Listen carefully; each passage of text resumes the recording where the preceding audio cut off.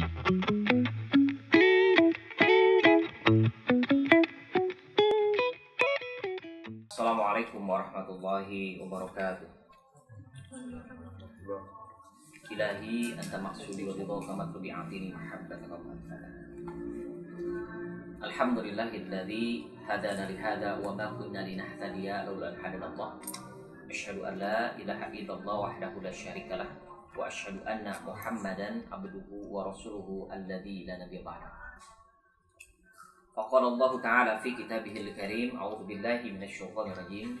Ya ayyuhalladzina amanu taqullaha haqqa tuqatih wa la tamutunna illa wa antum muslimun. Santri serta murid indung, aku serta para asatid Pondok Pesantren Markaz Khulafair Rasyidin ini sama-sama dirahmati oleh Allah Subhanahu wa taala. Pada kali ini kita akan membahas tentang kajian tazkiyatun nafs, pensucian hati, pensucian diri. Jadi konsep Islam masuk ke dalam hati kita, Islam masuk ke dalam diri kita itu adalah ada perubahan akhlak. Ada hakikatnya percuma kalau misalkan kita lulusan dari Timur Tengah, lulusan dari mana saja, profesor, doktor, bahkan yang disebut sebagai pakar. Tetapi hakikatnya ilmu itu hanya di dalam buku, tidak dipraktekkan dalam kehidupan sehari-hari. Saya lebih mengapresiasi, bahkan kata Syekh Abdul Qadir Al-Jailani mengatakan bahwasannya saya lebih menghormati kepada orang yang beradab daripada kepada orang yang berilmu. Karena kalau dikatakan yang berilmu pun, iblis pun berilmu. Berarti saya tidak langsung apa? Antara adab dan ilmu lebih utama adab, akhlak.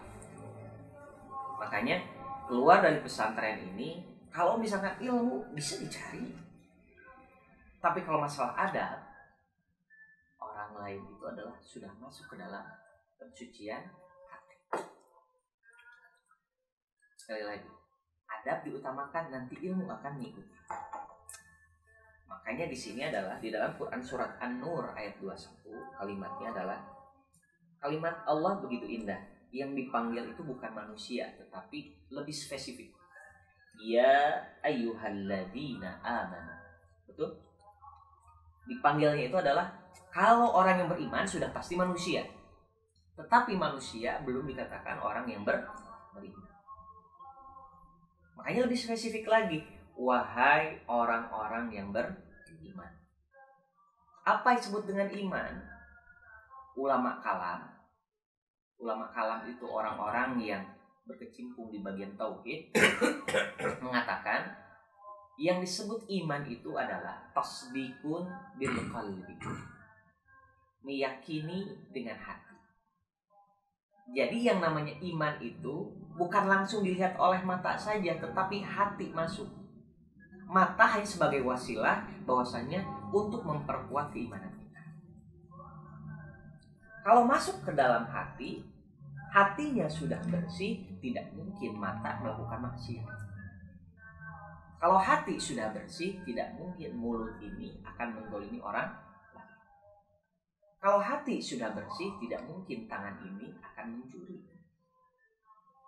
Kalau hati sudah bersih, tidak mungkin kaki ini melangkahkan langkah kita ke arah maksiat. Makanya iman itu adalah meyakini dengan hati. Tidak cukup.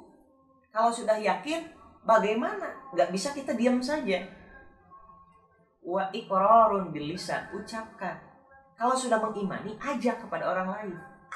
Kalau sudah mengimani, dakwahkan kepada orang lain. Karena yang disebut dakwah itu gak mesti berbicara seperti babaan, seperti ini. Tidak. Yang namanya mengajak itu bisa lewat sosial media, lewat WhatsApp. Kita baru baca hadis, 1 hadis, 2 hadis, dan kita yakin itu adalah baik, kasih tahu pada orang lain. Kemarin Ustaz Sobur memberikan ilmu tentang macam-macam iblis. Saya dakwahkan, alhamdulillah Ustaz Sobur. Jadi dapat apa? Transferan pahala. diceramahkan di depan Unisba, mahasiswa-mahasiswa Unisba Ekonomi Pembangunan. Alhamdulillah. Wasilah dari mana? Dari Ustaz Sobur. Referensinya dari mana? Dari kitab Talbisul Iblis. Talbis itu artinya tipu daya. Iblis.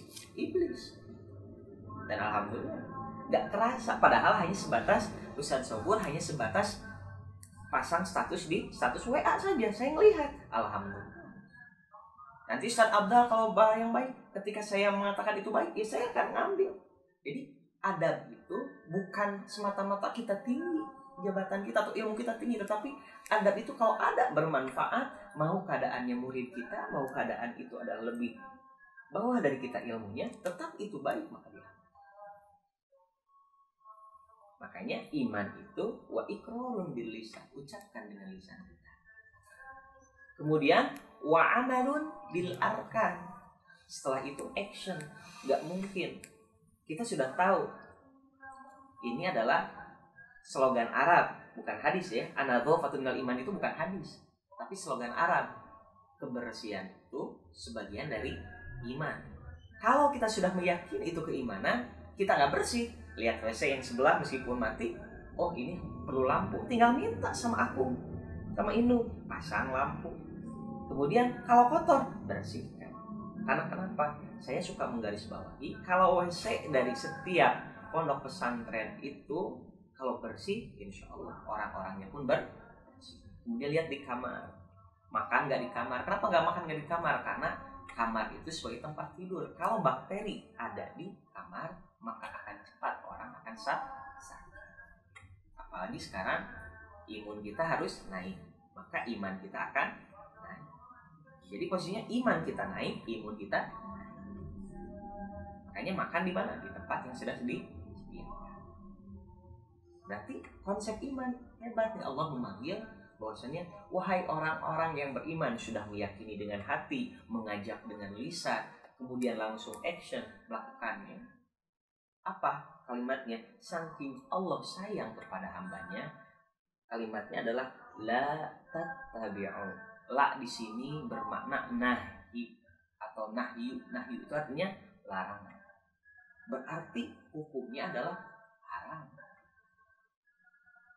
Jangan sekali-kali engkau. Kalimatnya berarti haram ini. Mengikuti setan itu sudah jadi perlakuan yang haram. Karena kenapa? Berujung kepada la tattabi'u khutuwati syaitan. Kalimatnya ada khutwah, bukan khutwah. Kalau khutwah itu artinya apa? Tipu daya saja. Tapi ini adalah tipu dan daya upaya syaitan. Nah, di sini yang menjadi cikal bakal setan adalah nenek moyangnya adalah iblis. Sekali lagi, yang namanya setan, iblis itu akan menyerang kita dari depan, dari kanan, dari kiri, dari belakang. Tetapi Allah menjaga kita dengan para malaikatnya dari atas. Jangan sampai ada celah. Sekali lagi, kemarin saya telah ngomong ke salah satu santri juga ya. Ketika kita sedang semangat ibadah saja, setan mah gampang membalikannya, menjadikan tidak betah. Kemudian artinya aduh gimana. Sekali lagi, tidak ada hal yang tidak bermanfaat di pesantren. Bahkan ada salah seorang sahabat yang berdoa, ya Allah, kalau misalkan usiaku itu bermanfaat, maka panjangkanlah usiaku. Tetapi kalau usiaku ini tidak bermanfaat, menjadikan orang lain madharat, menjadikan orang lain terzalimi, maka cabutlah nyawa. Berarti konotasinya apa? Hidup kita harus bermanfaat. Apapun itu. Sekali lagi, para santriwan, santriwati, serta para asatid apapun, kalau kita mengukur dengan materi, jauh. Sedangkan surga itu adanya di akhirat. Kemudian orang ingin melihat, aduh, uang kita cuma segini. Tapi posisinya adalah kita mengorbankan pahala. Anggap saja misalkan santriwan di sini yang namanya makannya atau misalkan kegiatannya menghafal Quran, tiba-tiba mengeluh, mendingan kerja dapat uang 3 juta per bulan. Sekali lagi, memaknai itu berarti imannya belum tertanam dalam hatinya. Jangan lupa bagi teman-teman study bersama untuk like, comment, share, dan subscribe channel ini sehingga channel ini menjadi channel yang bermanfaat untuk kita semuanya.